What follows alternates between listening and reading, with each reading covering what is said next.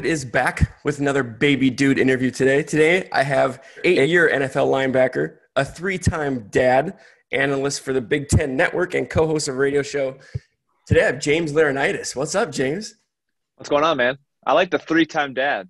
Yeah, That's a that's a huge that's a one. new one. It's a huge one. Yeah, that's a big time accomplishment for sure, and probably the most work you have to do, right? There's no question there. Yep, there's no question. So having you on today, I know you're a busy guy. You played football for a long time, trained a lot. How does playing football and being in sports and working compare to being a dad? Now you have 3 girls. How has that transition been from the NFL, and when you're in the NFL, like how's that moving forward? Yeah, well, I mean, when I was in the NFL, I would say when I had my first daughter, London, so we have 3 girls. And when I had my first daughter was the first time that I actually thought post-career. You can't play professional sports thinking or anticipating injury. It just doesn't work that way, especially a violent sport like football. But it was the first time where I started to think like, okay, how long do you want to do this? What do you want your life to be like growing up with girls? And I always wanted to be very active, very hands-on. I wanted to be able to wrestle around with them. I wanted to be able to walk them down the aisle. So from a very practical standpoint, that was the first time that I thought about something like that. I think really it's just being committed to some kind of goal and having a drive to see it through. That's athletics. That's anything in life. If you have a goal, if you have an objective, you can get there. With the girls, it's challenging, but it's the same thing. You have a certain way that my wife and I, as a team, want to raise them, certain morals and ethics that we want to instill in them. And then how do you live that out? And how do you love something that's so precious in your daughters when they're misbehaving, so that's a different kind of adversity. It's a different kind of adversity when the first 2 anyway, we have a 6.5, a 4, and then a 4-month now. The first 2's personalities are so different. So you have to tweak your parenting techniques to accommodate both and yet also try to be consistent at the end of the day. It's tough, but you can't parent all your kids the exact same way once you see how they respond to certain disciplines or what their love languages are and stuff. So it's just been fun. It's a challenge. It's exhausting, but it's also so damn rewarding. So it's been exciting. And 3 is definitely a whole new world. So I can't wait to see what she's like and what her personality is like. Yeah, that's awesome, man. Well, yeah, I have 2 boys. One's 3 and one's 11 months. So yeah, seeing their different personalities already, I can't. And having 3, man, I think we're done. Because, like, I don't want to get outnumbered. Yeah. My wife really wants a girl. Yeah. Boys. Now, you have all girls. Mm-hmm. Is that it? Do you shoot for a boy? Like, how does that work? So there was a reason why we have 4 years in between, the second and the third. Our number 2, Hayden, just difficult. She still is difficult in the best way. She's just stubborn. She's strong-willed. I have, honestly, at this point, I have no fear about her ability to kind of cope in society because she is so set in who she is. Sometimes it'll make you go crazy because you have to really slow down and try to I'm trying to explain things to a 4-year-old. Like, you're 4 years old. You want to go to that line, right? That your parents are like, I'm your dad. That's why, but you're really trying to give her a reason because she's so smart too. She's a battle every day, but there was a reason why we had that long of a break. Baby Remy, our 3rd, she is, she goes in waves. She's great for the last few days, and then like any newborn and infant, last night especially was you're up 4 times. So you think you got a rhythm, right? Like, yes, she napped all day, and then you're like, no, she's up all night, and then it's one of those things. So I'll put it this way: the goalie is in the net, but the goalie has not been pulled. It's not free reign, but we haven't closed that door either, and I think when we decide to be done, I'll get snipped and all that. So that is not on the table right now. I think we're open to a 4th. It's funny because people always say, man, do you want a boy? And I'm like, you know what? I just want a healthy baby. That's really it. I mean, at this point, I got the girl thing down. I love having them. I'm very emotional anyway. So my wife's more stoic than I am. So I tend to be the sappy one in the in our relationship. And so I work with the girls, man. We're good. I wouldn't be sad if I had a boy, but I think right now I've gotten to the point where if we're gonna have a fourth, I just want a healthy baby. I think that, yeah, once you start having kids, that is obviously, once you have one, and like priority is Yeah. huge to be just, it's health. Like Yeah. a healthy kid for, yeah, I totally agree. But the door's cracked for James. The door's cracked Oh open. yeah. Yeah. It's not Coming. slammed shut yet. And so I'm 34, she's 32. So I think, I told her I would like to, at least be expecting if we were going to have a fourth, I turned 35 on December 3rd. So I'm like, really by the end of 22, you got till really the end of 22, right before that 36 mark, I would like to at least know we're expecting if we're going to do it. But as you know, man, she's the boss. So I don't even, whatever you say, honey, you're the one that has to carry for 9 months and go through that miraculous transformation that the woman's body goes through carrying a child. Unbelievable. My wife, she had a C-section for the first boy, like emergency, the cord was wrapped around his neck. Yeah. And then Oh the man. second one, he was upside down. So he came out facing down. So it was like the longest thing. I have never been more impressed by any human and seeing something like that than seeing her to give birth two different ways like that. Like, I assume you were in the room. Like, how was your birth story with your wife? Or three of them? All three were incredible. Obviously, the most recent is the most. I remember the firstborn because we were actually playing at Tampa Bay, and we got this long lightning delay. And then it's funny because we went into half, came out, weather delay. It's the third quarter. I'm texting my wife in the locker room, and at this point, she's in labor. She doesn't tell me, so I have no idea. We go out, win the game. She's like, "Good win, by the way. You might want to, hurry up and get home because I've been at the hospital since halftime." And I'm like, "Oh my gosh." She goes, "Don't worry. Contractions are still far enough apart, but I am dilating, blah, blah, blah." And so we went there and I'm like, okay, we land, I get to the hospital, I think at like 11:40 or something like that PM, and she's born at 1 something AM. So I was there by a few hours, and you're never going to forget that first time you hold your first child. It is so emotional and overwhelming. And I really don't know if people understand unconditional love until they have a child. Even if you do, it just takes it to such a deeper level to where you're like, I'm going to love this beautiful girl no matter what. And I still tell her every night, I tell my girls, and when they get in trouble, there's nothing you can do that'll ever make me not love you. There's nothing. You can't do anything. So even though I'm disappointed in some of your actions, it's not going to separate my love for you. And it's because of those moments at birth. This last one's different because Remy was a pandemic baby. So it's amazing how different it was. The first few, when you're outside of a pandemic, they take them to the nursery. You can nap, you can relax. There was none of that. We were out in 26 hours. Have the baby, boom. Is the baby healthy? Yep. Okay, you can go home. You want to go home? Sure. So we were in and out. Awesome. Yeah, the pandemic messed up. Like Yeah, I was no born doubt. in the pandemic too, and we weren't. So we had to be there, I think, for maybe 3 days because it was such a hard birth. Oh man. But yeah, so the pandemic and wearing a mask the whole time and being in the room and Yeah. couldn't go Yeah. anywhere. Yeah. I'm very thankful for our nurse. Our nurse basically was like, we had the same thing. They were always taking our masks off while they were out of the room when they came in. But then when it all happened, they were very helpful in saying, "Hey, take them off. Let's take a photo." They didn't make my wife wear one while pushing, but they also COVID tested her. So when she was negative, they let her keep it off. So we're all just trying to adjust, right, to that world and getting in and out of there. Just makes you think how grateful you are for the health that we have. And there are a lot of people going through a lot of stressful things right now. Absolutely. And speaking of stressful, homeschool, has that started there? No, are you back? Your kids are back at school? Yeah, we've been back. Thankfully, they shut down last year, but this whole year they've been through only one disruption for I think 10 days, and that was because of a false positive for a teacher. So that was all good news. We've been thankfully our schools have remained open.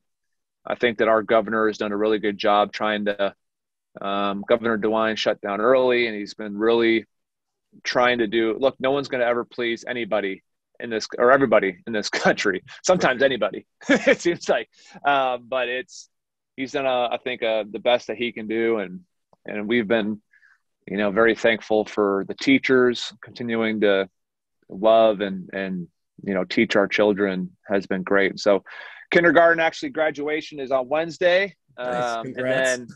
then our 4-year-old will be moving into pre-K, which it's just crazy. I feel like when you say, hey, we're going to have a first grader, and you're like, oh gosh, this is getting real now. Yeah, and the pace that they grow up, like as an adult, like when you're a kid, time seems so slow. But like once you Yeah. get to adulthood, everything moves so damn fast. Like you Yeah. said, you probably feel like your kindergartner is just starting school. Like you just had that Yeah. kid. The time just flies, dude. It is. And it's, like I have a buddy who always says the old people ain't lying. When I said, man, like don't blink, cherish it. And you don't understand, like when you're a dad and you're so big, like the days are so long sometimes, right? Like you have kids who just both are just misbehaving or they're crying and all that. And you go to bed and you're like, oh, I just can't wait. I'll just drive in silence sometimes. I just want quiet, And then all of a sudden you look back and you're like, hold on, the school year is done? Like, what do you mean and you just, the time, the days fly by, the weeks, the years, and it's amazing to kind of see. But and I try to keep this perspective, and I had a buddy tell me this before, and he said, you're only going to have, I think I have 11 more summers left with my oldest daughter. And that was so impactful, like when you put it in that perspective of just go by summers before they go to college and then really, really focus on that. And so that's why we try to do a family vacation every summer. We try to do one in spring break too, because you just, sooner or later, and I'm going to fight for that. Even in the teenage years when she's like, I don't want to be around y'all, blah, blah, blah. I'm going to fight for it because once they're off to college, it's, you hope they come home, but who knows? Yeah, why you gotta go say it like that, man? You gotta. It's tough because if you don't, you're going to wake up and be like, oh my gosh, I didn't take advantage of, why didn't we do this and that, And so I try to keep it always on the forefront, and soak it in, man. Yeah, you're absolutely right. Being a former athlete, do you look forward to coaching? Is your kindergartner playing a little bit of sports? Is that something that you want to do with them going forward? It's hard because the sports that she's in. So our oldest is in, we've put her in everything. Really, she's in swimming just to make sure she doesn't drown because she hates, like, even going underwater. Like, it's not fun for her. It's not fun for my wife. But she's at least gives you comfort that if she falls in a pool, she's good. Gymnastics wasn't her thing. She's into cheer now, which actually has helped develop a lot of gymnastic stuff like cartwheels and all that. She tends to enjoy that. She's very theatrical. Like I could see her getting into theater and something like that. She plays soccer. My wife played soccer in high school, suffered a tib fib fracture her junior year. And really, she just claims it wasn't the same after that. But I think my wife will coach. I never played soccer except for like maybe a half summer and did not like it very much. I enjoy watching it. But I think my wife might jump into the coaching thing. I tend to be the only time that will get me fired up watching the girls will be if they don't try. Like I just want them to give great effort, because I see how competitive they are at home, when they argue or fight over something, and I want them to apply that to sports. And sometimes they get so passive around, a stranger or something like that. But our youngest, I think our middle, I should say, Hayden will be more of the athlete. I think the go-getter when it comes to soccer, and we might dabble in some lacrosse or something and see what she might like. But really just expose them to a lot and see what they love. But it's hard because like I played hockey and football and baseball. And so that's what I would feel comfortable trying to share knowledge of. But then looking back, my dad never played hockey, and yet he coached me. He learned how to because he was wanting to be hands-on. So it's, I don't know, I might get out there and help some. Sure. And I always ask the athletes that question too, because a lot of them want to just take a step back. Like I've talked to, I'm trying to think of a good one Quadri Ishmael. I talked to him. He said he was very hands-on, but then he had to take a step back because he felt he was getting too intense and he had to. Yeah. And I think a lot of parents who aren't big-time athletes also kind of over push and try to live through Yeah. the kids. So it's a weird playing sports is a weird line because I love sports, but I never played at any sort of level like you guys have. And I want my kids to play, but I don't want to be crazy parent guy too. Yeah. Yeah. There's definitely a level of, I think when you've been fortunate enough to live out your dream and make it, I honestly view my whole life as I worked hard, sure, but I just see like grace all over my life story. And I didn't choose to be born to two very athletic parents. I didn't choose to be able to grow up in a great high school. And, there are certain relationships and how I even got recruited as a 3-star out of Minnesota. I just feel like there was providence every step along the way where it's like, yeah, I worked, but it was also, there are things that happened that just, I'm just gracious. I'm very thankful for. And so as that occurred, I understand that you don't have to be so obsessive about youth sports and selective and over pushing. And every kid playing baseball right now in first or second grade is not Mike Trout, and every golfer isn't Phil Mickelson, and that's okay. And you also go in a culture of pro sports to where when somebody makes it, everybody makes it. And you're like, would these families be so passionate if their kid was a banker or a doctor or heck worked at a car dealership? Like, it's just this whole encompassing culture of youth sports that is toxic. And so I think for me, I want to get out of the coach's way who's taking the time to volunteer and coach his daughter and her, some of her teammates. Why would I be upset about it? I mean, he's taking his time. I'm not going to yell at an official who's just trying to make $15 an hour probably, or $20 an hour on a Sunday or Saturday. I remember when I used to umpire, I get yelled at, and I'm like, dude, like the winner of this game does not matter. And it's just, I'm trying to do my best to make some money. And so there's a whole, I guess you're trying to be counter-cultural to what most of youth sports culture is. I will be there to support my daughter. If she's not working hard or not respecting the coach, I will speak up to her. But I'm not going to yell, and get after anybody. Like, it's just, she's 6. And it's nothing, she's not Mia Hamm, and if she turns out to be or wants to be, okay, we'll approach it. But I'm going to let her approach me and say, hey, I really want to be elite at this. Okay, well then I'll help you, and we can go do some, mom can help you too. She played soccer. She knows more. She can tell me what to do with it. We can do it. But I'm not going to push her to a point at 6 years old. And my dad was very much, hey, play as many sports as possible as you grow up. And then whatever you end up liking, stick with it. But it's just, man, some of these parents sometimes I'll just look over or other teams' coaches and just be like, my goodness, why are you so worked up? There you go, parents. Like, chill the hell out, right? Like, just chill, let your kids play and have some fun. That's the key. Just chill out. That's it. Just chill out. Yeah. Last question for you, James. Your dad, road warrior, animal.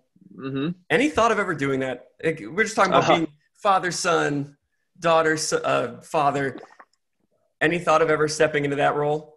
It's funny how many kids of wrestlers, and I mean, gosh, now 3rd generation people there are in the business. I went one time when I was in college. I used to go with my dad sometimes and train a little bit, but he would never let me actually do bumps. And so in college, I think my senior year, the spring before my senior year, my Uncle John invited us down to WrestleMania. And so we went to Mania, and they had all these practice rings in the hotel.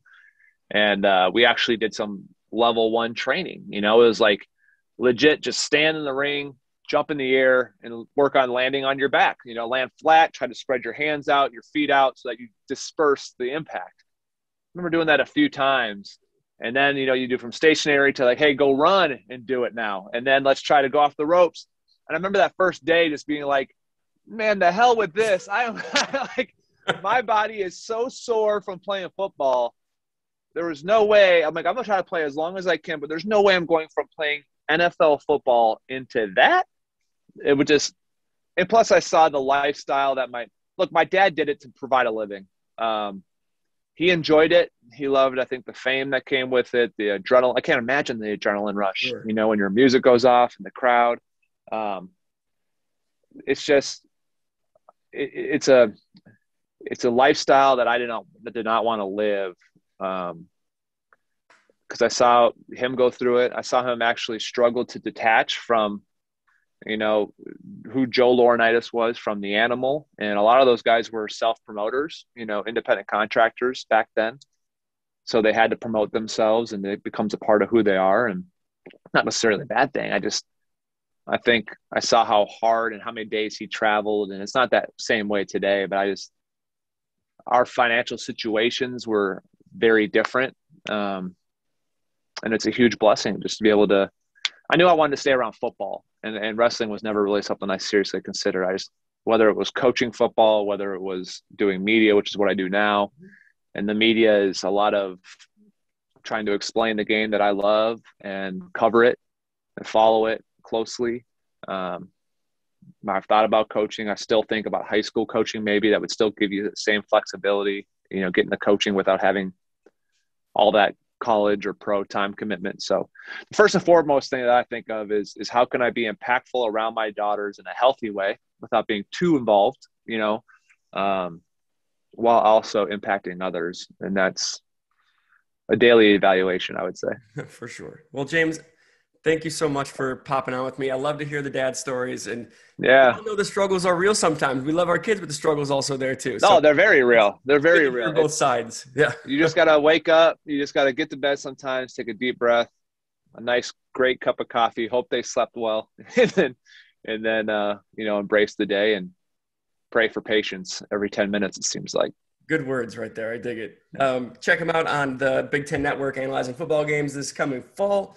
And James, thanks again for taking the time. Yeah. Dude, out.